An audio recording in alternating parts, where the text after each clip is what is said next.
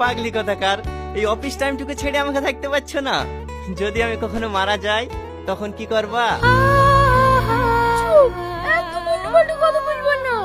আমি সবসময় দোয়া করি জানো, তোমার কিছু হওয়ার আগে যেন আমার মরণ হয়। স্যার, 11টা বেজে গেছে। হ্যাঁ হ্যাঁ আসছি।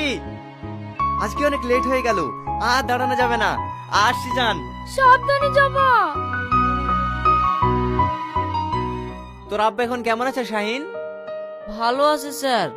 আপনি একটু ডাক্তারবাবুকে ফোন করে বলে দিয়েন না স্যার, তাহলে চিকিৎসাটা একটু ভালো হবে। আচ্ছা ঠিক আছে, আমি এক্ষুনি ফোন করে বলে দিচ্ছি। আরে যা, ভুলে তোর ভাবির মোবাইলটা চলে এসছি রে। যা তুই গাড়িটা বের কর, আমি মোবাইলটা নিয়ে আসছি।